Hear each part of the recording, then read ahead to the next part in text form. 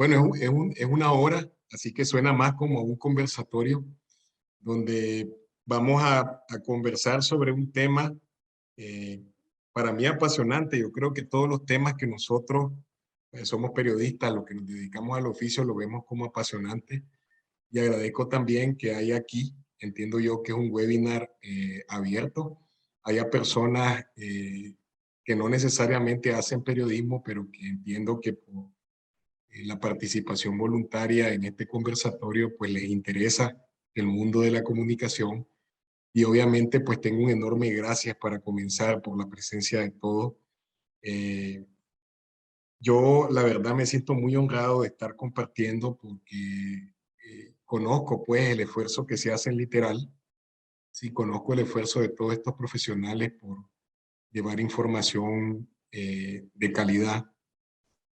Y también me parece que uno de los retos fundamentales que tenemos los periodistas en este momento, y quizás yo quiero comenzar por ahí, es que frente a la avalancha eh, de noticias que todos los días nos caen en el celular, pues, o sea, yo entre grupos de WhatsApp, entre notas informativas, entre lo que vemos en televisión, entre lo que logramos ver en internet, o sea, tenemos, yo creo, como nunca en nuestra historia, acceso a muchísima información.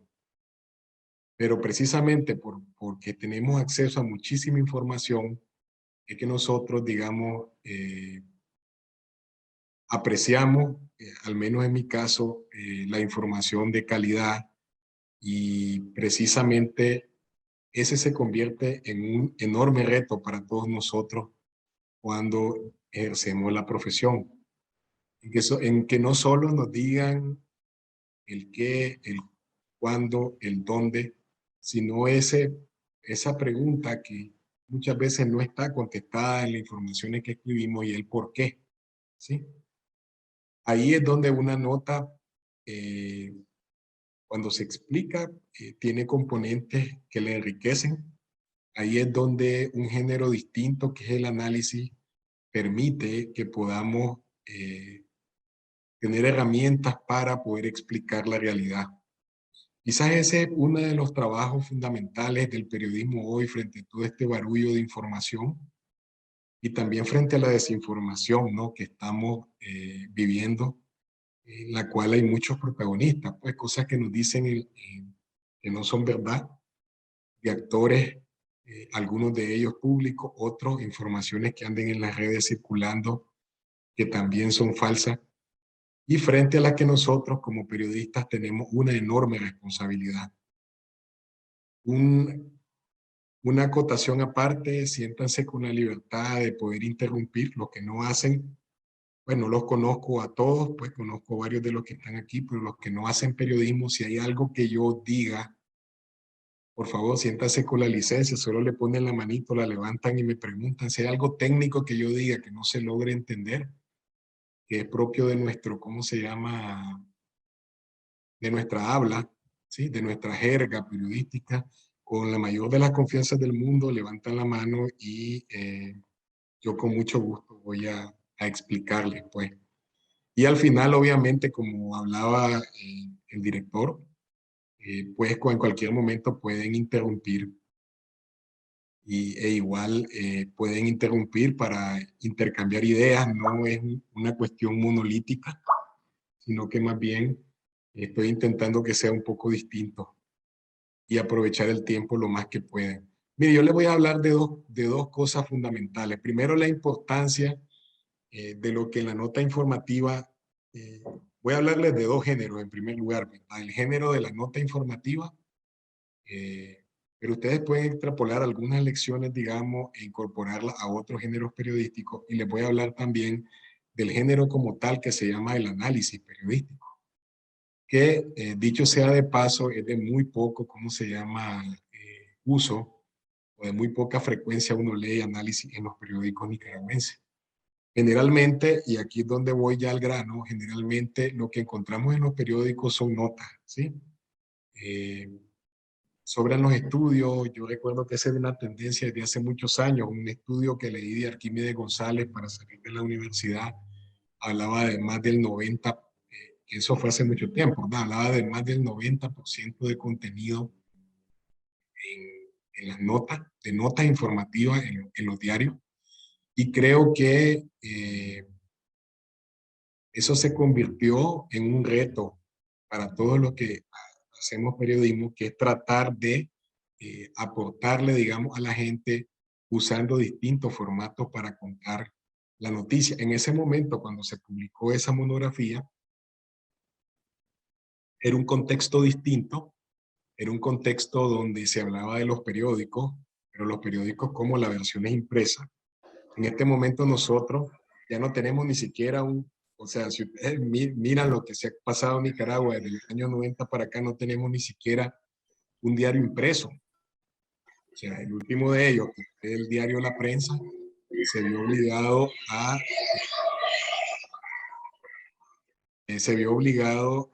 apaguen por favor los micrófonos, se vio obligado pues después de la intervención de la policía y toda esta acusación que hubo falsa contra los directivos del diario, se vio obligado solo a quedarse en la edición digital. Entonces el mundo, además de la crisis, ¿verdad?, de los periódicos por buscar una audiencia, una fórmula para llegarle a la audiencia, también se suman los factores políticos como estos que le estoy mencionando y al final tenemos un universo distinto con el que accedemos a la información, ¿no? O sea, ahora tenemos varias opciones digitales en Nicaragua. Ha servido para una reinvención muy interesante.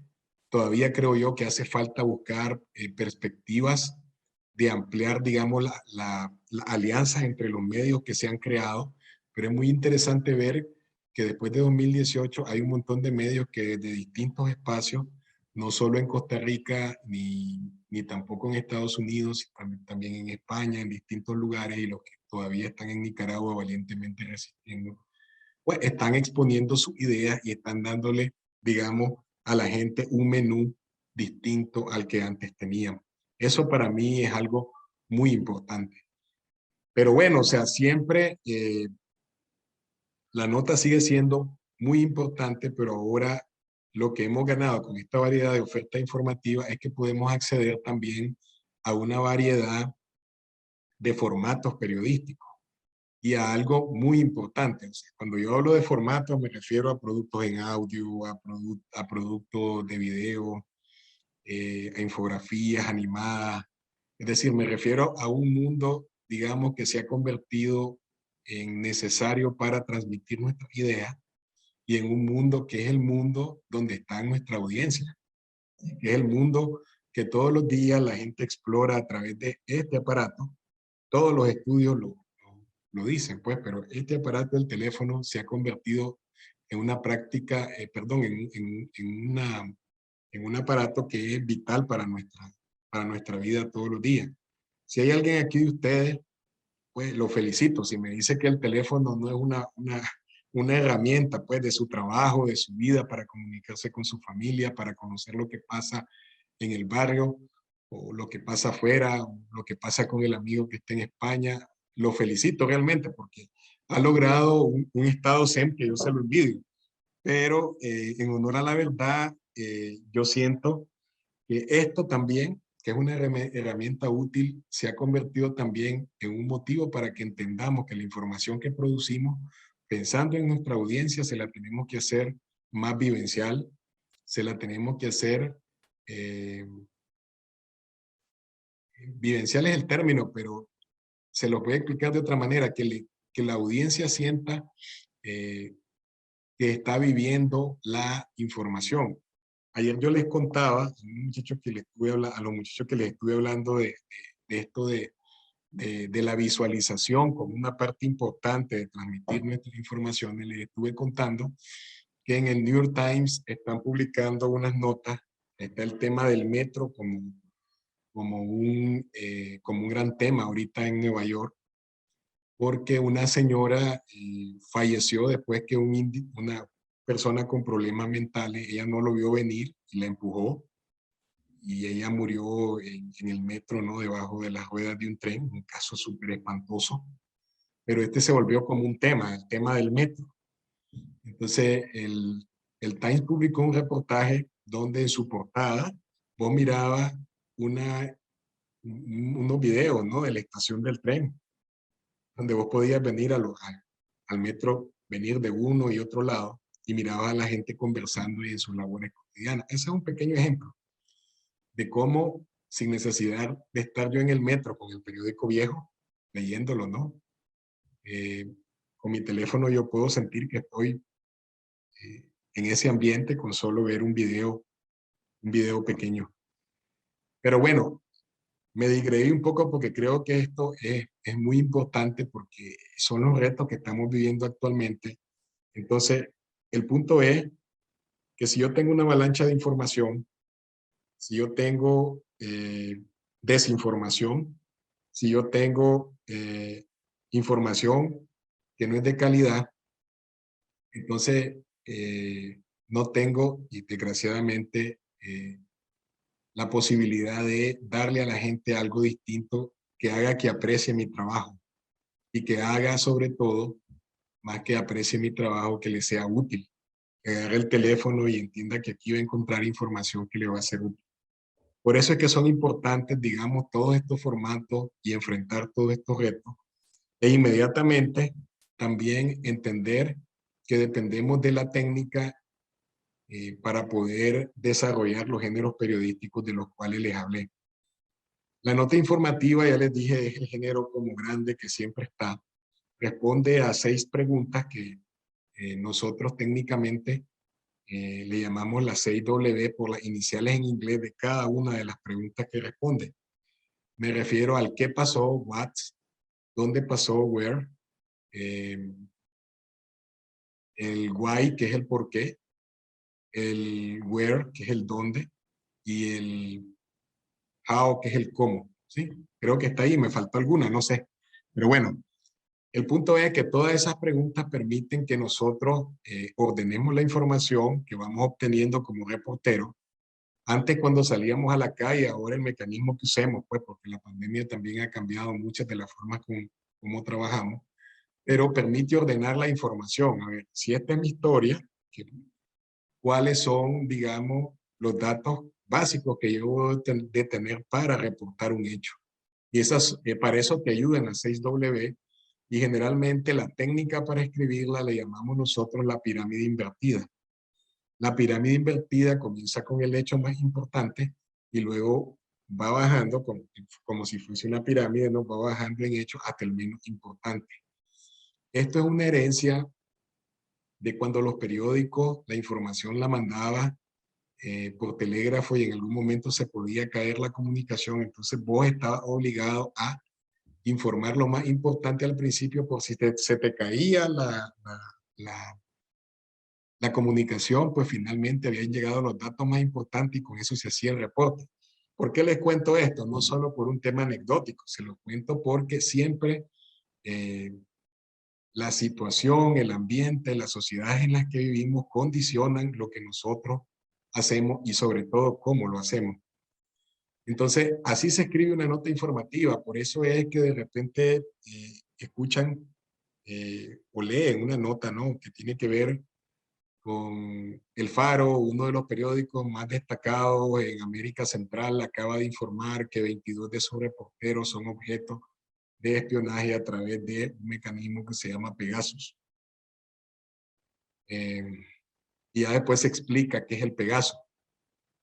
Cuando le digo que se explica, ahí es donde entra la importancia de no solo quedarnos en la información básica, sino tratar de darle a la gente elementos que propicien que entienda mejor lo que está ocurriendo, pero también que sirvan para darle un elemento diferenciador de lo que nosotros hacemos. Y esta es una ambición que todos los medios, Literal 1, Confidencial, donde trabajo directamente, o cualquiera de los medios, tiene pues a la hora de dar información, que es que encuentra mi audiencia en mi espacio, en mi medio, que me hace diferente del resto. Ese es otro punto bien importante. O sea, del Faro pudieron haber, no sé, centenares de informaciones publicadas en las redes, centenares de informaciones publicadas en los periódicos, pero ¿qué le di yo, digamos, a ustedes para que ustedes sientan que tienen que buscar a confidencial o que tienen que buscar a literal para poder entender la información.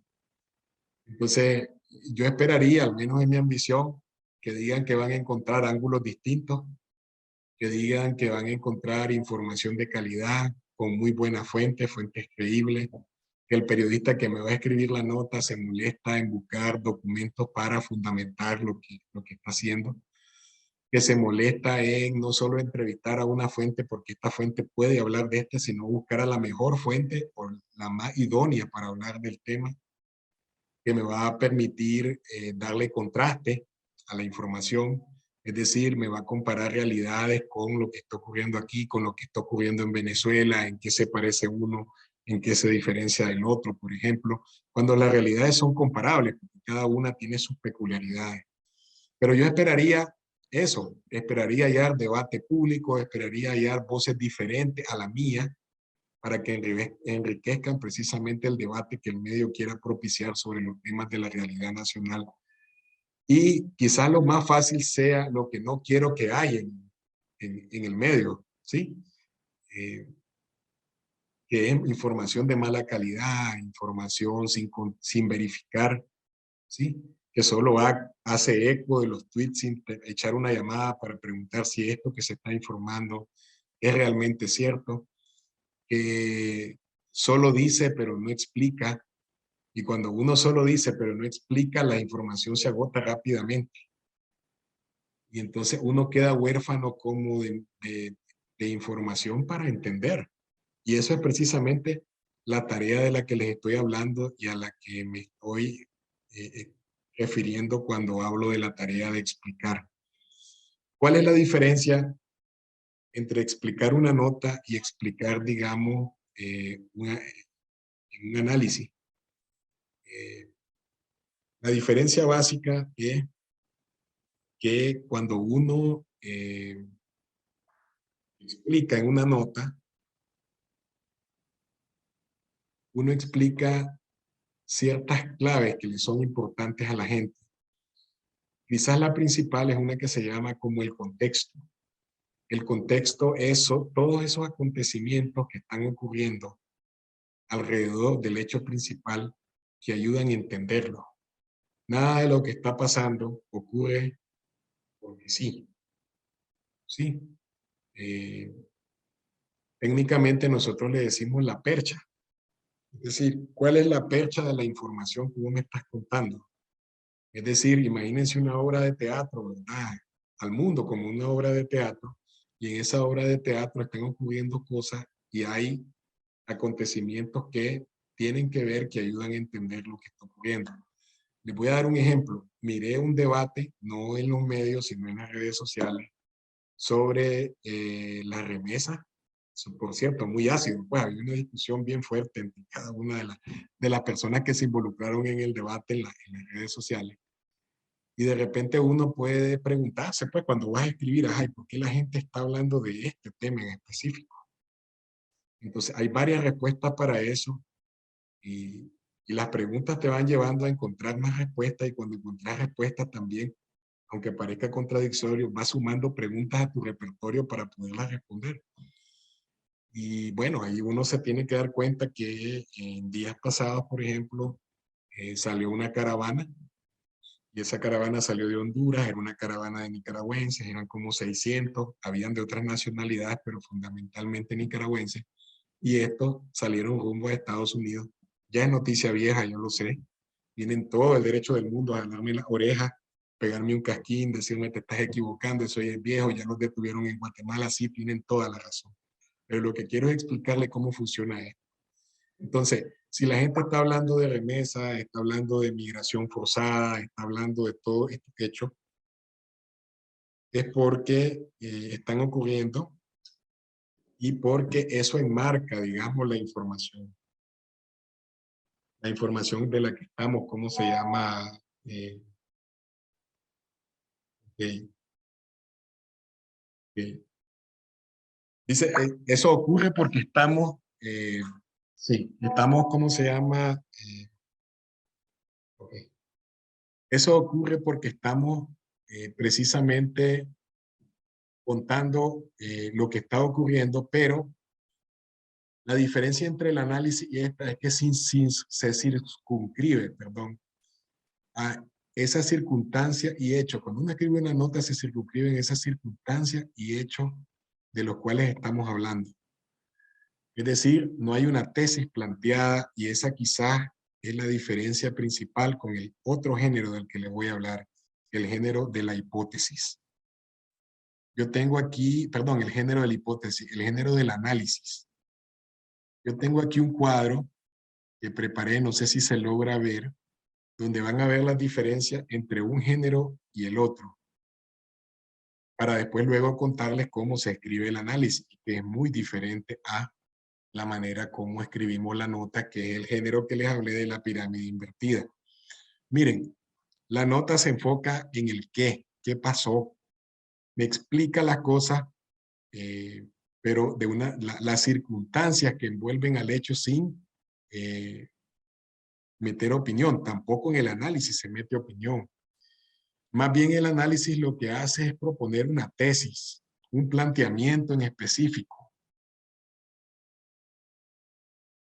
Okay. Más bien es lo que se hace es proponer un tema en específico, ¿no? Hay un tiempo mayor de elaboración, obviamente en el análisis no le van a pedir un análisis a ustedes en media hora, 15 minutos, no, no funciona así. O sea, un análisis requiere un tiempo mayor de elaboración y requiere también incluso una estructura distinta a la estructura que podemos usar con la nota, ¿sí? Se acude a, igual en ambos casos, a diferentes fuentes, ¿sí? Pero la diferencia con el análisis es que estas fuentes pueden ser desde fuentes vivas, pueden ser documentos, pueden ser encuestas, pueden ser distintas informaciones que se cruzan para que ustedes puedan tener o puedan sostener la tesis de su artículo, ¿sí? Pueden alternar, y esto tiene que ver ya con la estructura del análisis, pueden alternar una historia, comenzar con una historia, pueden plantear un contexto, pueden plantear un análisis, hacer proyecciones si es necesaria. Nosotros en Conecta tenemos, eh, yo ahorita no tengo ninguna función editorial, pues, pero soy, como se llama, uno de los miembros destacados y he tenido funciones y el privilegio de poder compartir con la gente de Conecta. Y entiendo yo que el análisis que le llaman a ellos, tenemos que hablar, nosotros lo resumimos, vamos a hacer un TQH, pero el análisis es precisamente esto, es contar a través de un texto distinto, no un texto informativo como una nota, no una crónica, no un reportaje, no, sí. Marinette, mira, los términos principales que vos tenés que ocupar para contar una nota, bueno, primero tenés que estar claro en el caso de una noticia, cuál es el foco que vas a contar. Es lo primerito. O sea, si vos te vas a sentar a escribir una noticia y no sabes lo que vas a contar, o sea, andás probablemente como vas a tener una tarea titánica porque, aunque parezca mentira y una cosa básica, si vos no le entendés a lo que vas a contar, menos que lo puedas explicar y mucho menos que la gente lo vaya a entender, ¿sí? Es cuando uno agarra una nota y se queda en el aire. La expresión que usamos nosotros allá en Nicaragua es que te quedas en aleluya, ¿no? Pensando qué es lo que me quiso decir. Entonces, lo primero es tener claro qué es la noticia, tener claro los elementos que vas a ocupar en la noticia que van a ser tu herramienta. Primero tenés un cierto contenido que tenés que tener, son las 6W que les estaba explicando anteriormente. El qué, el cuándo, el cómo, el dónde. Después vos tenés que, con tu criterio, establecer eh, basado en lo que querés contar, cómo lo vas a contar y es decidir un formato. Y luego también otra herramienta es el contexto del que les hablé, que es el que van a agregar para que uno entienda la nota, ¿sí? Es lo que hablábamos, ¿no? Si estás hablando de remesa, ¿por qué estás hablando la gente de remesa? Bueno, está hablando porque salió una caravana, está hablando porque el obispo de Matagalpa dio unas declaraciones denunciando que la familia están llorando, está hablando porque Esto es más común y cada uno de nosotros conoce siempre más gente que se va del país desde 2018. Puede ser que desde antes. Entonces, siempre esa herramienta del contexto es lo que ayuda a entender, a hacer entender mejor la información que vas a dar. Luego está la fuente que vas a usar, a la que vas a acudir. Entonces, si yo quiero darle una perspectiva de que este tema es nacional, con quién hablo, eh, bueno, estas son tareas de periodismo básico, pero tenés que saber qué persona idónea podés hablar, tenés que saber qué persona te va a dar una perspectiva, incluso a veces poner opiniones distintas para que en ese contraste vos podás tener una riqueza, el lector pueda tener, la audiencia pueda tener perspectivas distintas sobre un tema y pueda enriquecer su criterio. De eso se trata cuando nosotros escribimos, se trata de informar, que es formar un criterio, que la gente tenga un criterio a partir de distintas realidades. Claro, esta es una tarea cada vez más difícil en Nicaragua. Desde hace tiempo nosotros no tenemos acceso a ningún tipo de fuentes oficiales. Lo que encontramos, lo encontramos o por el discurso del mediodía de la vicepresidenta o por algunos recortes en el 19 digital. También tenés la dificultad de que cada vez la gente también tiene más miedo. Entonces, que encontrés a alguien que tenga, digamos, la valentía de dar una declaración es un lujo. Eh, Solo que te lo explique es un lujo. Entonces, eso hace más difícil las cosas, pero no nos damos por vencidos, ¿no? Estamos trabajando y estamos buscando, digamos, maneras alternativas de poderle garantizar a nuestra fuente su seguridad y darle mejores eh, espacio, ¿no? Donde no se ve en riesgo para poder contar lo que quieren. Pero esos son los elementos básicos. E igual eso los tenés con el análisis, pero la diferencia que yo les explicaba anteriormente en el cuadro que les mostré, es que en el análisis vos tomás más tiempo y examinás mayores perspectivas precisamente porque lo que vos vas a desarrollar es una tesis cuando lo vas a contar. En este caso, vos solo te circunscribís a hechos.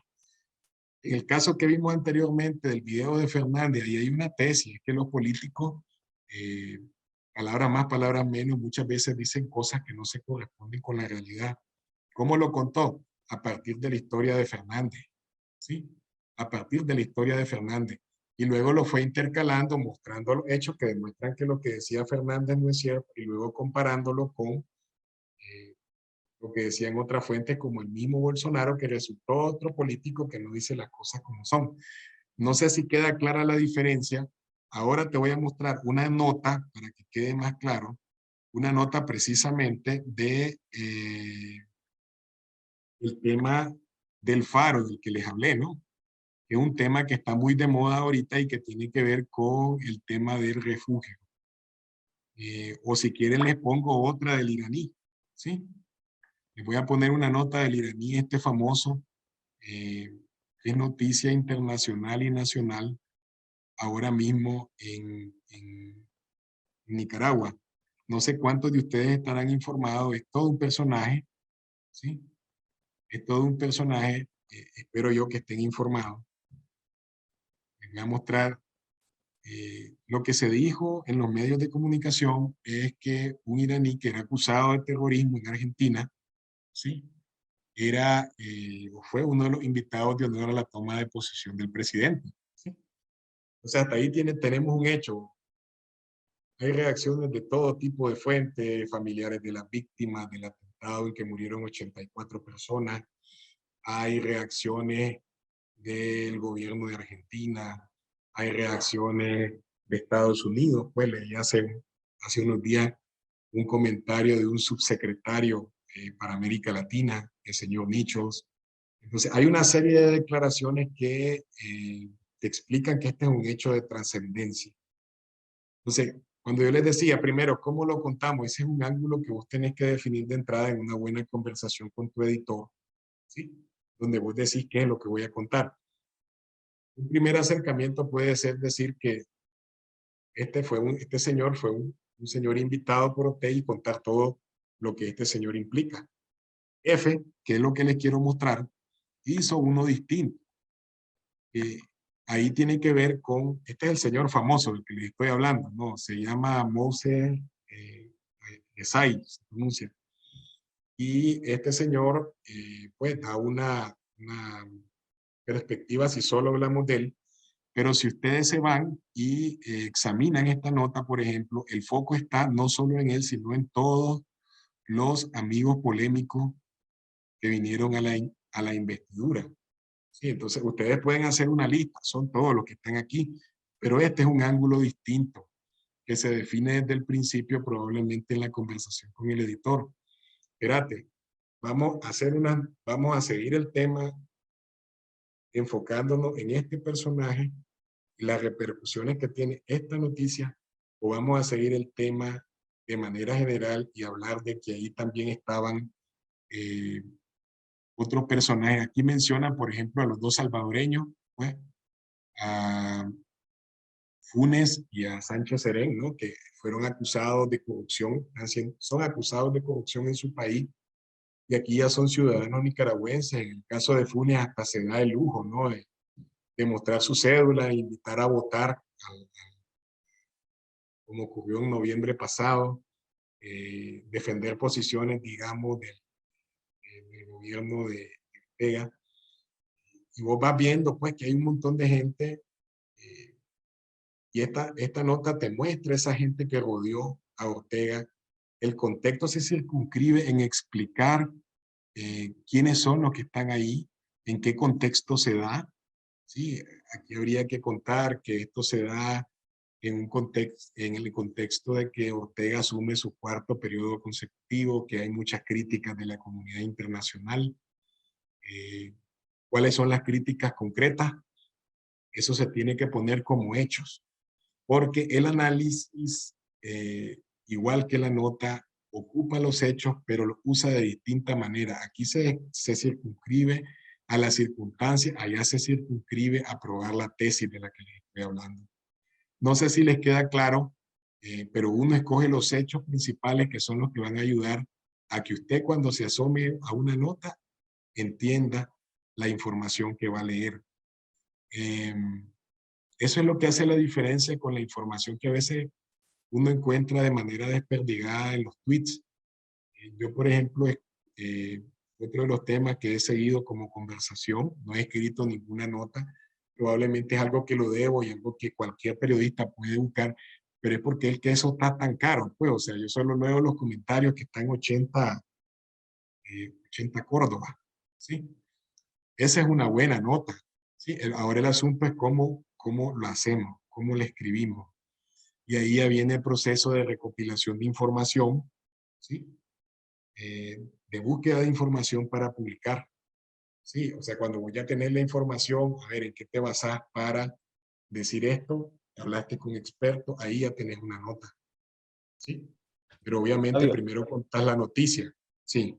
discúlpame, ¿podemos hacer algún ejercicio sobre ese tema del queso para ver si podemos explicar por qué es que está caro la libra del queso? Es un tema que anda ahí de trending en las redes, pero no sé si nos puede servir el tema del queso para elaborar una tesis y quizás presentar así de manera verbal o improvisada alguna noticia explicativa de por qué el queso está tan caro, pues. Sí, pues el problema es que no he hablado con nadie que me lo explique. ¿Sí? No tengo una idea, sí escucho la queja de la gente, pero me parece más que está circunscrito, pues me imagino que debe tener alguna causa que explique el encarecimiento del queso, ¿sí? No sé si la Octavio, época del año, no sé, sí. Octavio, bueno, lo que yo he sabido a través de los comerciantes del Ibamotelero es que supuestamente lo están importando. Esa es una especulación, pues, pero también están diciendo de que por la situación de la sequía, el pasto, pues, eso es lo que se maneja, pues, así. ¿Y a dónde se está yendo? ¿A El Salvador? Siempre se va a El Salvador, creo yo, ¿o no? Sí, parece que sí, ese es el destino, pues, pero me imagino que eso lo manejan las entidades gubernamentales. Mira, no puedo dar una explicación, pues, o sea, concreta que pueda, pero sí se puede ver que es un tema, ¿sí? Ayer en la primerísima, pues como también para ver el otro lado, porque también del Claro. otro lado han estado mencionando el tema, ellos decían que es un asunto de los intermediarios, entre los que compran el queso en las zonas donde se produce y lo traen a los mercados, porque desabastecimiento no hay. Bueno, pero Que se está produciendo acaparamiento por parte de los intermediarios. entonces tenemos ya tres tesis. También leía Tres ayer tesis distintas. una versión de unos queseros que son intermediarios que estaban explicando que ellos han tenido que subir porque el combustible los ha estado asfixiando y que los recibos de energía se han disparado, dice, por los cielos como nunca. Entonces dice, ay, si nosotros no, para almacenar la leche y el queso tenemos que pagar energía, dice, para trasladarla tenemos que pagar gasolina. Entonces esas cosas nos han afectado los precios. Entonces también hablaban de los costos de producción. Bueno, entonces, ve, entonces tenés una serie de factores, ¿me entendés? O sea, Por ahí, sí. por ahí también dieron un ¿Quién está comunicado, hablando? la Cámara Nicaragüense del Lácteo, estimado, también denunció el Gracias, martes, o sea, antier, el día de ayer denunció la especulación pues del precio de los quesos y que haya desabastecimiento. Eso se dio a conocer el día de ayer en algunos medios, ¿verdad? Y señalan pues a los intermediarios que son los que estén provocando esta alza. Hay dos fenómenos que se registran en esto del queso, Octavio. Sí. Dos Sí. escenarios muy importantes. Aquí en Chontales, porque yo soy de Chontales, se registra cuando cae la primera lluvia, antes era en mayo, ahora las primeras lluvias caen por junio, a mediados de junio, se registra el famoso golpe de leche. Sí. Que el acopiador argumenta que esto se debe al incremento de la producción láctea y que ellos no tienen mercado para ubicarla. Y es ahí donde baja el producto lácteo. Aquí hay comunidades donde el galón se cotiza entre 15 y hasta en 10 Córdoba en la temporada lluviosa. Pero ¿qué sucede cuando salimos de noviembre? Inmediatamente los precios en los productos lácteos comienzan a modificarse. ¿Por qué razón? Porque comienza lo que se le llama la transhumancia, que es el traslado del ganado a las comunidades semihúmedas del departamento. Porque sabemos que Chontales está dividida en dos zonas. Zona seca, que la integran Comalapa, Cuapa, Huigalpa y Acoyapa. El resto de municipios es semihúmeda. Por ejemplo, muchos buscan La Libertad, Betulia, Santo Domingo, el mismo Villasandino, El Ayote, todas esas comunidades. Entonces, como el ganado se retira, el costo de la leche sube inmediatamente. Por ejemplo, me decía una señora que comercializa queso que ella han soportado un margen de ganancia hasta llegar pues a incrementarlo. Pues. Ahora la estrategia, dos precios. El queso seco te lo venden a un precio y el queso fresco te lo venden a otro precio. ¿Qué sucede? Vale 80. Vale 80 los dos. Sí, aquí en Chontales se ha estado cotizando entre 65 y 70. Entre 65 y 70. La crema se ha mantenido en 40 Córdobas la libra. El quesillo en 80. La semana pasada todavía el precio de los lácteos estaba pues casi estable. Ellos estaban soportando el galón de leche. Los productores celebraron el cierre del 2021 con buenos precios, tanto en la carne como en la leche. Ese es el resultado que ya se comienza a reflejar, porque cuando el ganado se retira hay mejor precio para el productor y para el mismo el comercializador. Entonces no perdamos de vista también algo que se avecina, por eso se incrementa, que es la famosa alimentación de verano. El incremento también de los productos veterinarios que ocupan los productores, desparasitantes, vitaminas, todo esto también se ha disparado. Entonces, en una oportunidad, un análisis que hacía el doctor Pedro Arao, que es productor y analista, decía que lo justo sería que un galón de leche se vendiese aquí en Chontales en al menos $2, que significa 70 Córdobas. Y es lo más o menos que podría estar ahorita Alvin, cotizando perdóname que te interrumpa y me ponga como que si fuese tu editor. Asume el papel de tu editor. Esas circunstancias que vos mencionás del golpe de leche son históricas por las características de la zona. Pregunto yo, históricamente el precio ha sido tan caro o esto marca un hito en comparación con épocas anteriores. Creo que vale la pena que no asumamos Octavio, Sí, me son parece. 2 ciclos aquí.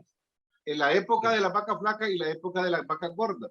Te decía que aquí cae la primera garúa a finales de mayo o a inicios de junio e inmediatamente se comienza a bajar el precio del galón de leche.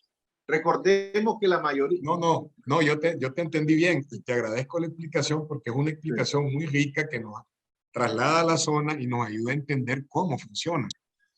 Pero mi punto es que vos, Marvin, estás escribiendo la noticia y estás tratando de entender lo que ocurre. Entonces, bueno, vos sos de ahí, conoces todo eso, pero alguien que no es, se puede preguntar, ok, en esta zona, digamos, estas circunstancias son habituales y se repiten cada año, ¿sí? Cada año. Entonces, mi pregunta es, esos precios que en el caso de Chontales son de 70 pesos la libra, ese precio, ¿ustedes recuerdan que alguna vez en la historia reciente, no le pongamos 30 años, haya llegado a tener un valor tan caro? O sea, porque si la gente se está quejando, es por algo, ¿sí? Entonces, ahí ya entra otro tipo de factores que son los que me hace pensar que hay varias causas que tendrían, si vas a hacer un análisis, que tendrías que poner. Una es esa, otra es los costos de los que hablaba José Adán. Cuando el productor te dice, mira, aquí la gasolina está cara y pues me cuesta más llevar mi producto hasta determinado lugar, entonces tiene también razón ese productor que se queja. Y tiene mucho más razón la gente en quejarse aún más porque está pagando más. O sea, es que eso no lo puedes, ¿cómo se llama? No lo puedes, ¿cómo se llama? Cambiar. Entonces, hay una nota y con esto aprovecho, Marvin, para responderle a Rezaye. No necesariamente tenés que estar en el lugar para hacer un análisis. Para hacer la nota, la pregunta está en el chat y ella pregunta qué tanto o si realmente afecta el hecho de que el periodista no esté en el lugar para elaborar un análisis sobre un tema local como lo del queso. Mira, lo deseable sería que el periodista estuviera ahí para hacer la nota y contar lo que está ocurriendo, pero para un análisis no. ¿Sí? Ahora, incluso lo de la nota en las circunstancias actuales, pues con el tema de la pandemia, con el tema de lo que está ocurriendo, pues la verdad es que eso ha cambiado hasta la forma como reporteamos, ¿sí? Vos hablas con el productor, vos hablas con una familia como la de Marvin que te puede contar cómo funciona este ciclo, vos hablas con la de la Oficina de Defensa del Consumidor, mira, como nunca hemos recibido quejas en esta oficina porque dice que están especulando precios y eh, eso está haciendo que se encarezca más el producto. Entonces, puedes hacer una nota así, pero el análisis sí te obliga a algo, a que tengas sistematicidad para abordar la información, a que no te cases solo con una perspectiva. O sea, lo que vos vas a plantear, tu tesis, va a estar enriquecida por las perspectivas de Marvin, por las perspectivas de José Dan, por las perspectivas de la oficina, pero vos vas a tener tu propia tesis, ¿sí? Por ejemplo, pues como no la sé, no la tengo clara, pero pueden haber bastantes ejemplos. Puede ser que se esté encareciendo, no hablo del queso, hablo de otro producto porque a X producto de un sector de repente tiene demasiados impuestos, por ejemplo. Ya, entonces el Estado, y estoy hablando no de Nicaragua, ¿verdad? Puede ser que a lo mejor alguien diga, sí, eso pasa aquí, pero al Estado cualquiera, en vez de facilitarle al productor, le está metiendo más impuestos y eso hace que se encarezca más, por ejemplo. Y mi tesis es que el Estado, en vez de facilitarle a la gente, está encareciendo con este tipo de políticas públicas. Entonces, ¿me entendés? El análisis, eso marca la diferencia. Entonces, la nota, en el periodismo que nosotros conocimos cuando andábamos en la redacción, pues nosotros íbamos y reporteábamos. Ahora es distinto, pues, por las circunstancias de la pandemia. O sea, la misma gente, creo que ese ha sido un avance muy importante. Ahora se puede sentar a vos a hablar así como estamos hablando nosotros en este momento. Antes había gente que ni te aceptaba hablar por teléfono. No, usted tiene que venir aquí para hablar conmigo. Sí, ahora eso ha cambiado completamente. Claro, los funcionarios del Estado pues siempre sigue siendo difícil. Antes te miraban y tampoco te contestaban, ahora ni te contestan el teléfono. Pero bueno, uno va buscando los mecanismos, pues no es fácil, pues yo sé que buscar los mecanismos para informar siempre es un reto, pues en un país tan difícil como en el que estamos nosotros, pues. Sí, fíjate, Sí. Octavio, que también otro dato interesante en este tema del queso es que recordar que la mayoría del productor chontaleño no le comercializa a las empresas, a la industria. La mayoría se queda en los famosos manteros, que son los lecheros, que le llaman, pues. Estos Sí. son los que acopian y en manos de ellos está el precio del galón de leche. Sí. Aquí hay han habido productores que han calificado como una mafia, que 3, 4 productores que son los dueños del acopio se sientan y dicen, esta semana le vamos a pagar al sector de la libertad en 40 cortos. Y eso es ley. ¿Qué otra cosa ha venido a afectar también? Considero yo en el tema de los impuestos, que antes las cooperativas tenían ciertos beneficios tributarios y a partir del 2019-2020 el gobierno ha venido socándole las tuercas.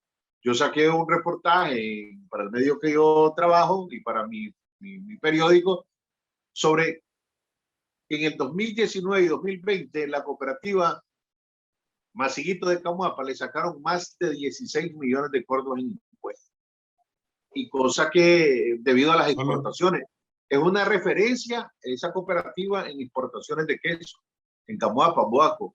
Entonces, es una referencia. Entonces, eso vino a afectar también a encarecer ciertos productos. Ahora, alguien decía que tiene qué relación la energía y el combustible, efectivamente. Fíjate que es cierto, la red vial de Chontales, las carreteras troncales han venido siendo restablecidas, Octavio, pero también hay de donde se saca la leche, son comunidades rurales donde tenés que pasar dificultades en los caminos, que poca atención de las municipalidades, los caminos rurales que se llaman. Y ahora ya Chontales tiene en algunos lugares plantas de enfriamiento mientras llega la planta, pues la empresa a retirarla. Pues por ejemplo, yo solo conozco que hay como 5 productores que tienen ese proceso de planta de enfriamiento, pues sus hilos, sus tanques de enfriamiento. La cooperativa de Santo Domingo Chontales, 3 productores fuertes de aquí en la zona de apellido Meneses, y de ahí paro de contar. Entonces creo que, y otra cosa también, que el productor prefiere a veces transformar el producto o venderlo así en líquido para no meterse mucho a la transformación del producto, porque le sale más fácil a alguien entregar una pichinga con leche que irla a transformar. Entonces, creo que aquí está jugando la parte importante, que es la temporada seca, que ya entramos, aunque hoy en Chontales pues está nublado por los fenómenos que se han anunciado. Pero en realidad sí, el productor en esta temporada siempre recibe un buen precio del galón de leche. Ahorita está a 60, pues. No sé cuánto puede ser, Bueno, si va a subir o si va a bajar. Sí. Permitime interrumpirte, Marvin, te agradezco mucho todita la explicación. Muchas gracias. Cómo han venido saliendo un montón de ideas del tema del queso. Estas pláticas, digamos, son las que habitualmente tienen o deberían de tener los editores con los redactores, consultar a la gente para tratar de entender y explicar. En este caso, el gran tema del análisis es por qué está tan caro el queso, ¿sí? Y es un buen tema. Pero el tema del queso, de la producción de lácteos, es un tema que tiene varias aristas interesantes. Retomo lo que decía Eliet. Me preguntaba si podemos incorporar un elemento sobre la calidad del queso. La calidad del queso es otro tema, ¿sí? Pero es un tema relacionado. O sea, de repente aquí, de las ideas que de las que hemos hablado de por qué aumentó el queso. Hemos hablado de que hay gente que lo está acaparando, ¿sí? ¿Quiénes son? A mí me gustaría saberlo, cómo funciona ese mercado, digamos, de acaparamiento de queso. Hemos hablado de que sale fuera del país. Ajá, ¿hacia dónde sale? Yo mencioné El Salvador porque lo he leído en años anteriores, pero no es algo que haya hecho con rigurosidad. O sea, no sé si está ocurriendo eso en este momento. O sea, más bien, el periodista, yo creo que se hace preguntas y que durante el proceso de investigación de su trabajo, pues de reporteo, responde para respondérsela a la gente. Pero mal hacemos, digamos, si intentamos meter todo en una misma nota. O sea, no puede ser que todo esté en una misma nota o todos tengan un mismo análisis. Uno tiene que decidirse. Ya, este es como cuando uno va a tomar una decisión de su vida. ¿Qué puede ser? Pongámosle nombre, pues, o sea. Decía mi mamá, por ejemplo, cuando ella era muy joven, no se casa una sola vez, o sea, va a decidir una sola. Mi mamá pensaba así. Entonces, ella lo ponía en esos términos. Entonces, uno va a decidirse una carrera, pues, por ejemplo, para ponerlo en otros términos. O sea, no es que vas a cambiar cada año con una carrera distinta. No sé si me explico. O sea, en términos pequeños, cuando uno escribe una nota, uno define un foco. ¿Sí? Y vos decís, ¿por dónde me voy a ir? ¿Voy a contar lo del invitado iraní o voy a contar lo de los amigos del presidente? ¿Qué ángulo voy a escoger? En el análisis es distinto. Está mediado, como les decía, por la tesis que voy a plantear.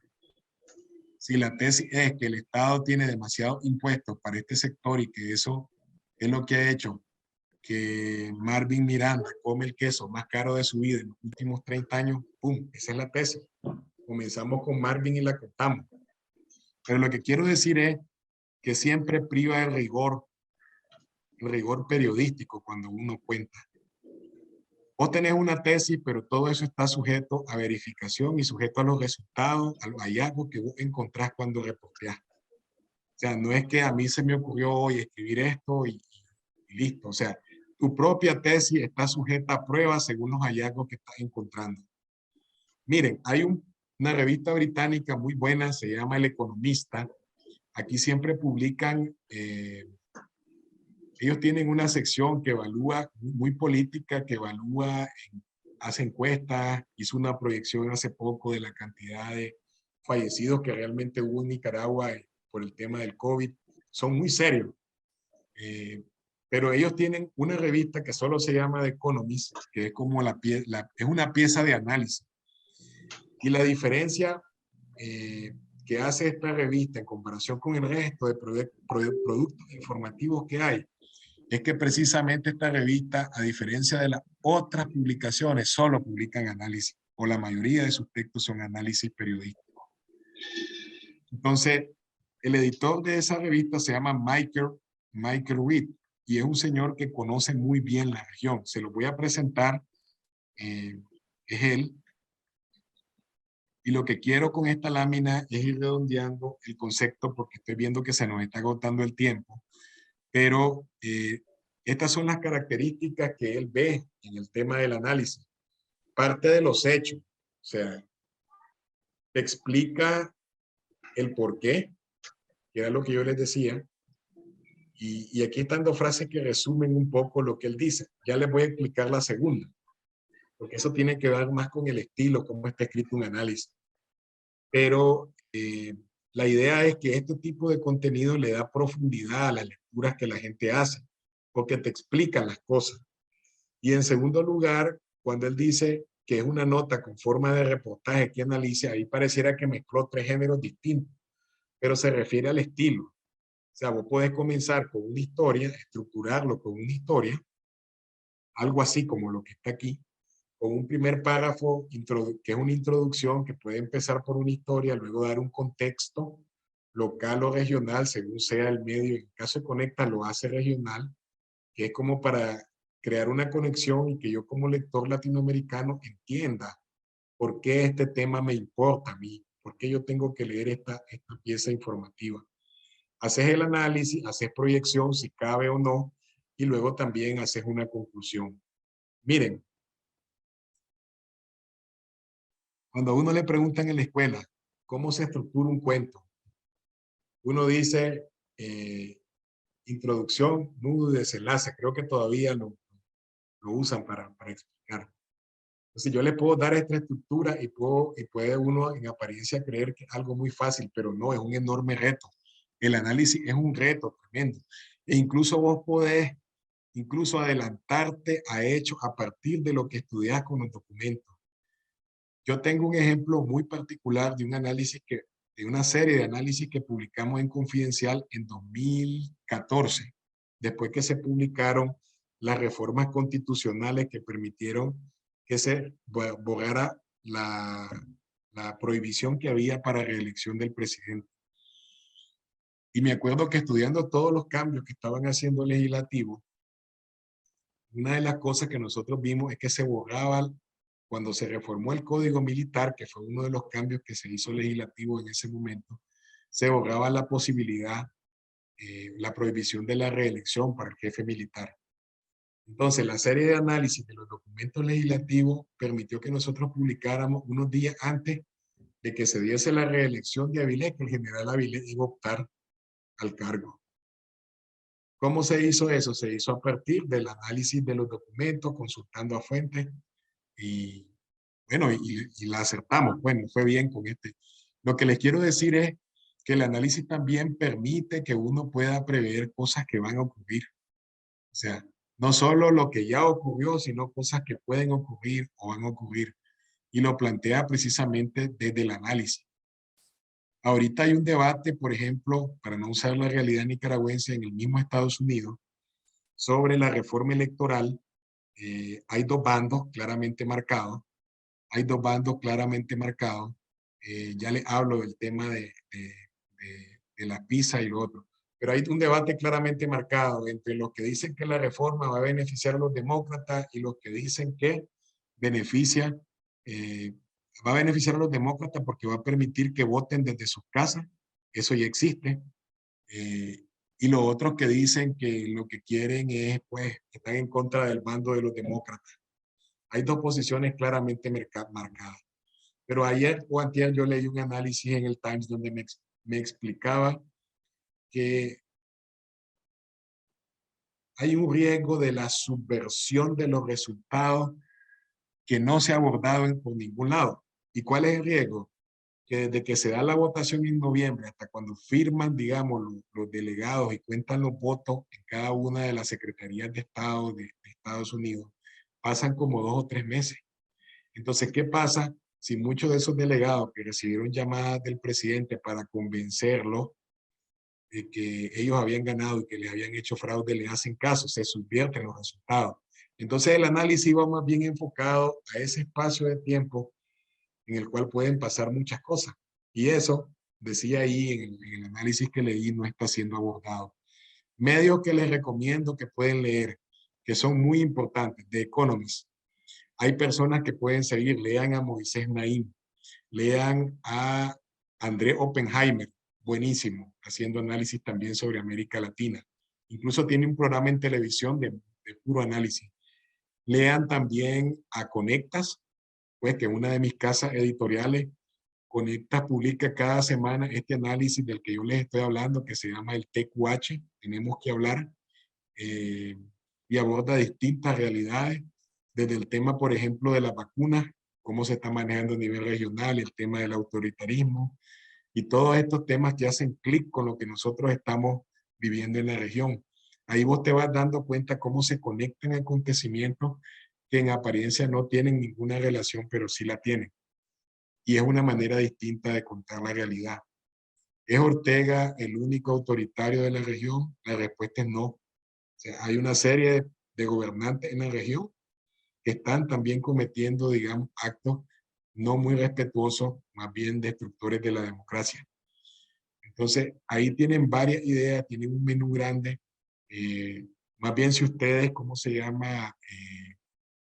Tienen medios distintos, pues es bueno siempre compartir, son bienvenidos. Fabio, Sí, a mí me gustaría compartir, y yo lo utilizo recurrentemente, con un medio que es bastante explicativo, es BBC Mundo. No te da la sí, noticia, eso iba. no te da el hecho, pero sí te da un análisis de todo lo que está ocurriendo con BBC Mundo. En BBC Mundo uno no solo, siento que no solo se informa, sino que también aprende y se explica. Tiene como un sentido más educativo en explicar los hechos. Sí, es más pedagógico. Sí, muchas gracias por mencionarlo, José.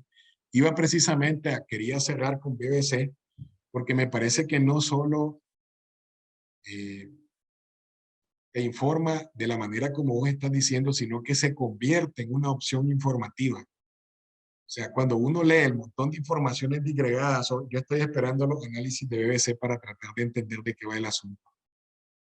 Y creo que cuando vos lográs crear la necesidad, digamos, en el en tu audiencia, de que te busquen para buscar más allá de la noticia que te estás contando, ahí tenés el éxito, pues, ¿sí?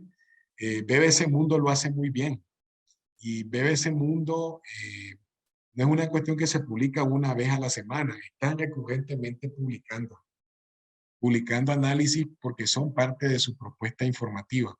Entonces vos ahí lees notas donde está qué hay detrás de tal acontecimiento, por qué los presidentes tales están hablando de tal cosa, por qué ahora es cosas de la mascarilla y cosas que tienen que ver lo del teléfono. O sea, encontrás temas de la vida común, que es nuestra vida, pues, son los temas que nosotros conversamos, y el éxito de BBC, José, y como te digo, qué bien que lo mencionas, es que estos temas se convierten en los temas de conversación en nuestros hogares. Yo creo que no hay mejor premio para un periodista que escuchar hablar de esos temas, ¿sí? De los temas temas que vos estás escribiendo son los temas que tocan esos temas. Es la mejor recompensa para cualquier periodista y no es fácil, es una tarea de todos los días. Me alegra, yo creo que ya son las 11:20, yo creo que he robado más tiempo del que me había pedido José Dan, pero me alegra poderlos ver a todos, que haya suscitado interés un tema como este. Yo me imaginé, vamos a ver cuántos llegan al final, pero veo que hay un grupo bastante grande, pues, y les agradezco la oportunidad de que intercambiemos esta idea. Yo sé que no es un debate cerrado ni una camisa de fuerza, ¿sí? Pero lo que yo quería es dejarles un poco la inquietud. Yo siempre he visto la educación como un tema donde te siembran una semilla, ¿no? Y el árbol va creciendo después a medida que uno le va metiendo ganas y esfuerzo. Y gracias, por supuesto, a la familia de Literal, a José Adán, por permitirme charlar con ustedes.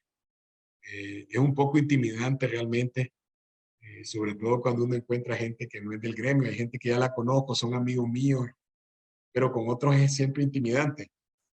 Soy bastante tímido, aunque no lo parezca. Así que muchas gracias.